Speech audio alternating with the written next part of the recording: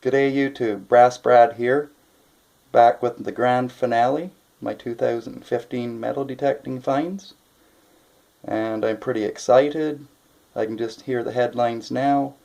Amateur metal detectorist finds not one but 3 meteorites in its first season out. So I'm going to go over these with you here, and there's a few tests we can do, and Lanark may have its first meteorite. And these two little lads here, they were found within probably 5 meters of each other. I think I found the biggest one there first at 13.89 grams, and the smaller one was about 5 meters away at 6.5 grams, and they were kind of in a east-west direction when I found them, and they were in an overgrown field, brushy old overgrown field. And then this was in that pinery, the pinery that never stops giving, and 251 grams. And the three of them there's some tests we can do on them to determine whether it's worth bothering anybody over. And one of the first tests that you do, you know, the metal detector attracted it, whatever. They have the look, the appearance of meteorites, and the burnt edges, and this one, bigger one, it's blacker on one end than it is on the other, probably the leading edge there. And so the magnet test would be one of the first things you can do. All this stuff you could do in the field or at home if you had the right tools. Got a magnet here. Here's some hot rocks over here that rang up on the metal detector, the ones I crushed and couldn't find any gold in. Nothing, nothing, nothing, nothing, nothing. Then we come over to my meteorites here, and dang, that one's on. That one's on there. Same thing here. They're a pair, found near each other. And the big lad here, a few sticks. So, that's the first good sign of it actually being meteorites. And then there's another test with rubbing them on some paper, and if they leave a streak, then it's not a meteorite. No streak in there. A meteorite shouldn't leave a streak on the paper.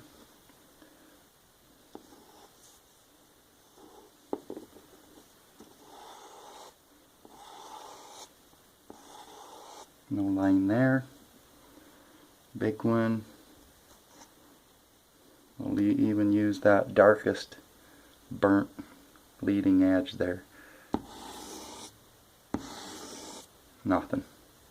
So, I'm pretty sure we're dealing with a bunch of meteorites here.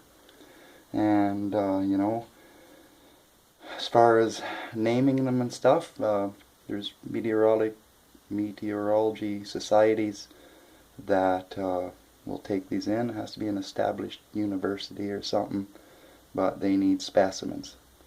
So, you know, they might be willing to give one of them little ones up or something. And another thing too, they're not worth very much money, much as I ever thought they would anyways. This little jobby here, 6.5 grams, they're going on eBay for like $4 or $6 or something. This one here, you might be lucky to get 20 or 25 bucks out of it.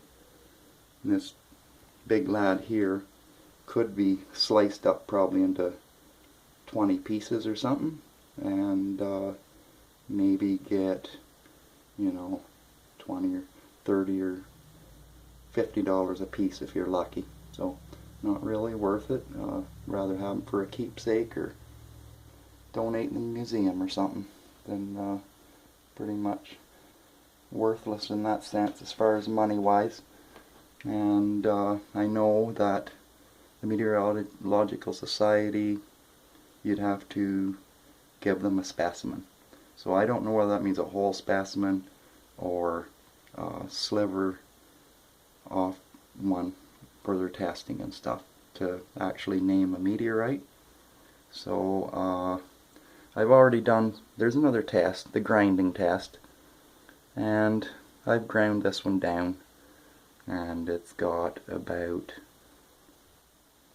4 or 6 different kind of metals in there, and it's not near as chromy and shiny as the other one, but it's and if you notice the fracture, the cracks and stuff, that's a sign of a meteorite as well. The bottom of this one was pretty flat to start with. When I ground it down, I didn't take any more than probably 1/8 of an inch off that thing. So it lost a little bit of weight. It probably was another maybe half a gram or something heavier than the 251 I got here now. But I'm positive that's a meteorite by the way everything's folded together. There's got to be 4 or 6 different types of materials in that molded together.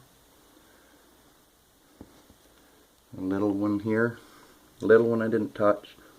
This one here was 14.1 after I grinding it. It had a fairly flat bottom on it.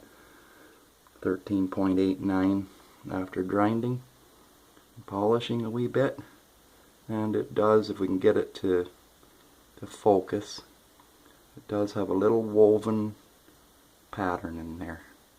If we could just get this thing to bring it out. It's kind of woven in there. You can kind of see it a little bit, certain angles. It's like it's woven together or something. And you look on the internet and there is meteorites. These are iron meteorites, by the way, and pretty chromy looking, and you know, they're like that on the internet too. So looks just like one, and you know, so I'm happy to have found these things and ran across them, and it's kind of like I guess when you're panning for gold and you're an amateur and you throw a couple of lead shot or BBs in the bottom of your pan, and you know, once you're done panning that out, if you got your BBs left, you know you're doing a good job. So I guess I must be doing all right at the metal detecting. So I'm happy to say Lanark may have its first meteorite finds. There's been some around the area there, up by Kitchener. I think there's a Kitchener meteorite in Ontario, Madoc meteorite, some of the closest ones to us here. There's probably a dozen or so over the years that come out of Ontario here. Not a whole lot, but they've named anyways. Doesn't mean there hasn't been lots found. But I plan on getting this named, one of them, for sure. I just, you know, if they want a chunk of that big one, I'll give them a sliver off the bottom or something. But I'm not going to chop it up and destroy it too bad. And kind of glad I ran across these things and didn't crush them and throw them in the garbage. And them little ones rolled around half the summer, mixed in with a bunch of change and bullets and stuff, and I'm surprising that they didn't get lost. So so this is Brass Brad signing off. We're at the end of our 2015 metal detecting season here. I've showed you my shelf of goodies. This was the final take on my 2015 season. Great. Thanks a lot, people.